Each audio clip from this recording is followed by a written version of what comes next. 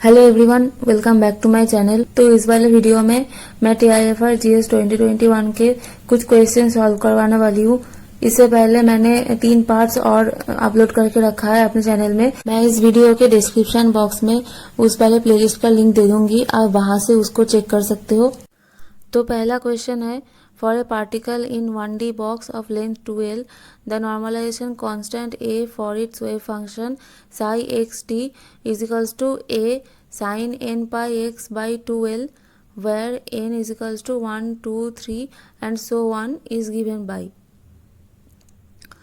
तो हम लोग को यहाँ पे एक पार्टिकल इन 1D बॉक्स के लिए वेव फंक्शन प्रोवाइडेड है psi xt is equals to a into sine N pi X by L, और यहाँ पे n का जो पॉसिबल वैल्यूज़ है वो बताया गया है कि ये 1, 2, 3 ऐसे करके वैल्यूज़ ये ले सकता है। और इस वाले बॉक्स का जो लेंथ है वो है 2L। तो यहाँ पे जो नॉर्मलाइजेशन कांस्टेंट है a, उसका वैल्यू हम लोगों को डिटरमाइन करना है। तो यहाँ पे psi X T is equals to a into sine of n pi X by 2L, n is equals to 1, 2, 3। तो हम लोग यहाँ पे जैसे नॉर्मल करते हैं कि होल स्पेस में हम लोग साई का जो प्रोबेबिलिटी डेंसिटी है वो निकालेंगे, उसको 1 के इक्वल्स कर देंगे और उसमें से हम लोग a का जो वैल्यू है वो डिटरमाइन करेंगे, मतलब -∞ to +∞ psi star psi D tau is equals to 1। So यहाँ पे तो लिमिट जो है वो है 0 से 2L तक, a into sine of n pi X by 2L into a into sine of n pi X by 2L is equals to 1। तो एक तो हम लोग ऐसे डिटरमाइन कर सकते हैं, लेकिन इसका जो एक शॉर्ट रूट है वो ये है कि आप कंपेयर कर लो। मतलब हम लोग नॉर्मली जो पढ़ते हैं उसमें हम क्या करते हैं कि psi X T is equals to a sine n pi X by L, और यहाँ पे नॉर्मलाइजेशन कांस्टेंट a का क्या वैल्यू होता है, √2/L। मतलब होल जो फंक्शन है वो क्या होता है हमारा, psi X T is equals to √2/L sine n pi X by L. तो यहाँ पे लेंथ क्या होता है, तो इस वाले इक्वेशन के लिए हम लोग को जो लेंथ प्रोवाइड होता है वो है L। तो हम लोग यहाँ से अगर कंपेयर कर ले कि लेंथ L के लिए साई होता है √2/L sine of n pi X by L, तो फिर जब लेंथ 2L होगा तो उसके लिए साई का क्या वैल्यू होगा, तो हम लोग यहाँ पे बस L की जगह 2L पुट कर देंगे, 2/2L sine of n pi X by 2L is equals to √1/L sine of n pi X by 2L। तो इससे बहुत जल्दी जो है हमारा आंसर आ जाएगा। तो यहाँ पे नॉर्मलाइजेशन कांस्टेंट क्या है, √1/L। So a is equals to √1/L। तो अगर हम लोग ऐसे करेंगे तो हमारा आंसर जो है वो बहुत ही जल्दी आएगा और हम लोगों को कंफ्यूजन भी नहीं होगी कि हमारा आंसर सही आया भी है या नहीं। मतलब अगर हम लोग यहाँ से सॉल्व करेंगे तो इस इक्वेशन से भी हम लोग को सेम आंसर ही मिलेगा, लेकिन यहाँ पे गलती होने के चांसेस ज्यादा होते हैं और वक्त भी ज्यादा लगता है। तो वक्त तो वैसे TIFR के कोई एग्जाम में इतना प्रॉब्लम नहीं होता है, क्योंकि वहां पे मोर देन इनफ टाइम वो लोग प्रोवाइड करते हैं, लेकिन गलतियों के चांस बहुत ज्यादा हो जाता है। लेकिन अगर हम लोग ऐसे करेंगे तो आंसर भी सही आएगा और बहुत जल्दी भी हो जाएगा। तो इस वाले क्वेश्चन के लिए करेक्ट ऑप्शन है ऑप्शन ए। उसके बाद next question, The change of entropy delta S for an isothermal expansion from V1 dash to V2 dash for a gas that obeys equation of state P into V minus B is equals to RT is given by। तो हम लोगों को यहाँ पे gas के लिए equation of state provided है जो है P into V minus B is equals to RT, और ये वाला गैस आइसोथर्मली एक्सपांड कर रहा है V1 डैश वॉल्यूम से V2 डैश वॉल्यूम तक। तो इस वाले चेंज के लिए हम लोगों को बताना है कि यहाँ पे एंट्रोपी का जो चेंज है वो क्या होगा।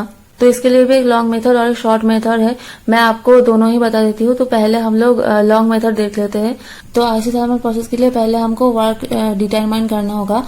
तो हम लोगों को पता है कि dW is equals to minus of P dV।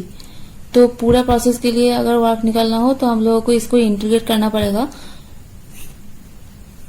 Integration dW minus of P dV integration.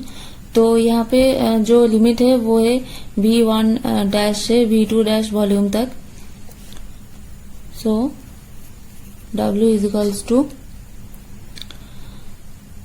Minus of, तो यहाँ पे जो इक्वेशन ऑफ स्टेट प्रोवाइडेड है वो है P into V minus B is equals to RT। So P is equals to RT by V minus B। तो यहाँ पे हम लोग अगर P का वैल्यू पुट कर दे तो क्या मिलेगा, minus of RT integration V1 dash to V2 dash 1 by V minus B dV is equals to minus of RT integration V1 dash to V2 dash d of V minus B by V minus B is equals to minus of RT ln V minus B limit है V2 dash और V1 dash. फिर उसके बाद values को हमको put करना है, minus of RT ln of V2 dash minus B minus of ln of V1 dash minus B is equals to minus of RT ln of V2 dash minus B by V1 dash minus B। तो ये है isothermal process के लिए work. उसके बाद हम लोगों को क्या पता है, delta U is equals to U plus W, sorry delta U is equals to Q plus W। तो आइसोथर्मल प्रोसेस के लिए delta U is equals to 0, delta U is equals to 0 for isothermal process।